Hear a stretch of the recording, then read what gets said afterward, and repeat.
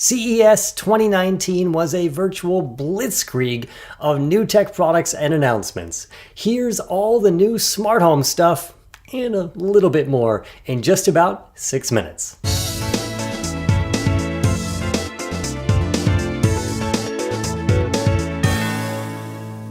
Now, because there were so many announcements, I'm breaking them down for you into 5 categories. And here we go. Through a well-timed leak, IKEA didn't exactly announce that they were launching smart home blinds that work with their Trotfree smart home system and would cost much less than competitors' offerings. But they're evidently launching first in Europe very soon, some assembly required.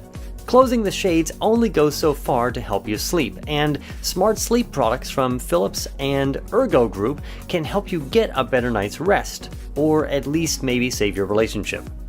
And speaking of saving things, the CoronaLife SmartVest claims to be able to monitor your vital signs and give you a heads up in advance of a heart attack.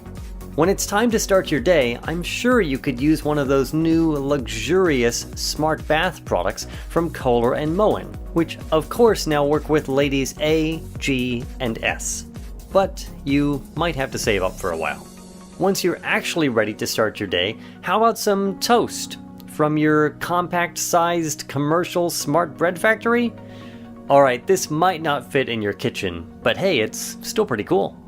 And how about a smart burger in between 2 slices of toast? Well, not exactly smart, but certainly smart for the planet. Impossible Foods debuted their I Can't Believe It's Not a Burger 2.0. Vegan terms and conditions may apply, not yet available in all areas. And speaking of food, Whirlpool showed off their augmented reality smart oven, where the door is also a 27-inch transparent LCD display that helps you become a master chef, or maybe just a better one.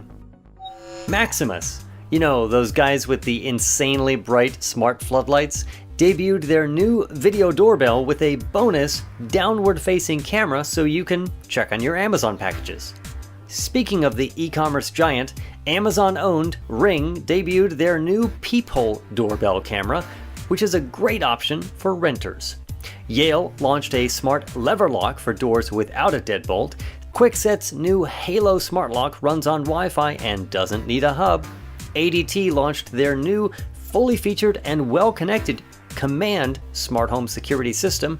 Robin Telecom, who no one has ever heard of, will evidently start shipping the world's first HomeKit video doorbell for a whopping $650 in February, followed by Netatmo's product later this year for about a third of that price. And Wisecam announced MaxDrive, a local backup solution for your collection of their very affordable security cameras. Lenovo brought out a new 10-inch Android tablet that, when docked, turns into an Alexa smart display to rival the Echo Show. KitchenAid has a smart display purposely built for the kitchen that's splash and marinara proof, but if that's too small for you, how about the $1,200 smart display range hood from GE? On the opposite end of the price spectrum, the new $300 Atmos control is dedicated to smart home control with an elegant interface, minimalist industrial design, and apparently, it checks all the boxes.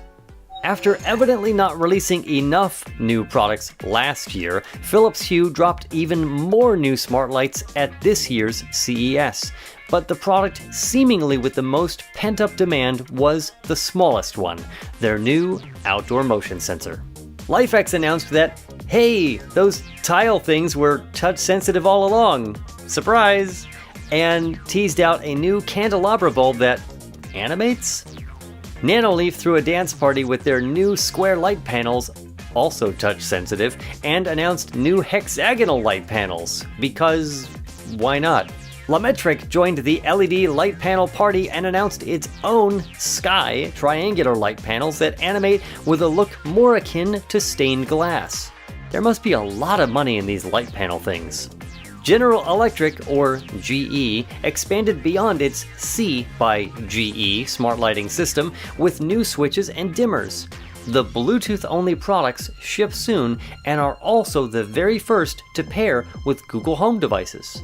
And the reason for Ring's purchase of Mr. Beams is now well illuminated with their new smart lighting lineup that includes multiple varieties of both wired and wireless lights with onboard motion sensors that can turn on other Ring lights, plus trigger Ring security devices to begin recording.